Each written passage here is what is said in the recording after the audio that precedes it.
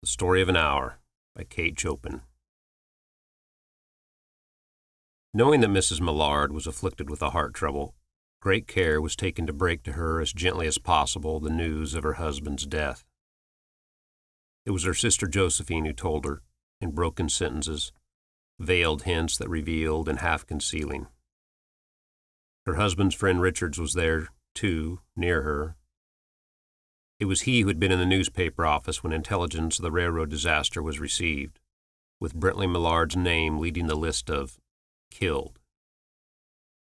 He had only taken the time to assure himself of its truth by a second telegram, and had hastened to forestall any less careful, less tender friend in bearing the sad message. She did not hear the story as many women have heard the same, with a paralyzed inability to accept its significance. She wept at once, with sudden, wild abandonment, in her sister's arms. When the storm of grief had spent itself, she went away to her room, alone, and she would have no one follow her. There stood, facing the open window, a comfortable, roomy armchair. Into this she sank, pressed down by a physical exhaustion that haunted her body and seemed to reach into her soul. She could see in the open square before her house the tops of trees that were all a-quiver with the new spring life. The delicious breath of rain was in the air. In the street below, a peddler was crying his wares.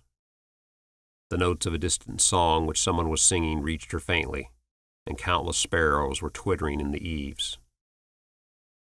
There were patches of blue sky showing here and there along the clouds that had met and piled one above the other in the west, facing her window. She sat with her head thrown back upon the cushion of the chair, quite motionless, except when a sob came into her throat and shook her, as a child who has cried itself to sleep continues to sob in its dreams. She was young, with a fair, calm face, whose lines bespoke repression and even a certain strength. But now there was a dull stare in her eyes, whose gaze was fixed away off yonder on one of those patches of blue sky. There was something coming to her, and she was waiting for it, fearfully. What was it? She did not know. It was too subtle and elusive to name, but she felt it, creeping out of the sky, reaching toward her through the sounds, the scents, the color that filled the air. Now her bosom rose and fell tumultuously.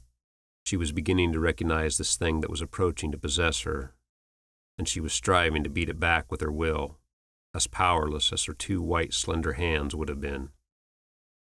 When she abandoned herself, a little whispered word escaped her slightly parted lips. She said it over and over under her breath. Free, free, free. The vacant stare and the look of terror that had followed it went from her eyes. They stayed keen and bright. Her pulses beat fast, and the coursing blood warmed and relaxed every inch of her body. She did not stop to ask if it were or were not a monstrous joy that held her. A clear and exalted perception enabled her to dismiss the suggestion as trivial. She knew that she would weep again when she saw the kind, tender hands folded in death, the face that had never looked save love upon her, fixed and gray and dead. But she saw beyond that bitter moment a procession of years to come that would belong to her absolutely, and she opened and spread her arms out to them in welcome. There would be no one to live for during those coming years. She would live for herself. There would be no powerful will bending hers in that blind persistence with which men and women believe they have a right to impose a private will upon a fellow creature. A kind intention or a cruel intention made the act seem no less a crime as she looked upon it in that brief moment of illumination. And yet she had loved him, sometimes. Often she had not. And what did it matter? What could love, the unsolved mystery, count for in the face of this possession of self-assertion which she suddenly recognized as the strongest impulse of her being? Free, body and soul free, she kept whispering. Josephine was kneeling before the closed door with her lips to the keyhole, imploring for admission. "Louise, open the door, I beg you. Open the door, you will make yourself ill." "What are you doing, Louise? For heaven's sakes, open the door." "Go away. I'm not making myself ill." No, she was drinking in a very elixir of life through that open window. Her fancy was running riot along those days ahead of her. Spring days and summer days and all sorts of days would be her own. She breathed a quick prayer that life might be long. It was only yesterday she had thought with a shudder that life might be long. She arose at length and opened the door to her sister's importunities.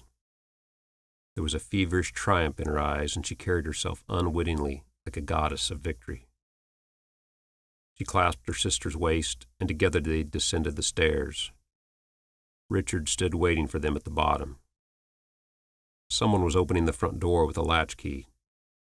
It was Brently Mallard who entered, a little travel-stained, composedly carrying his gripsack and umbrella. He'd been far from the scene of the accident and not even know there had been one. He stood amazed at Josephine's piercing cry, at Richard's quick motion to screen him from the view of his wife. When the doctors came, they said she died of heart disease, of the joy that kills.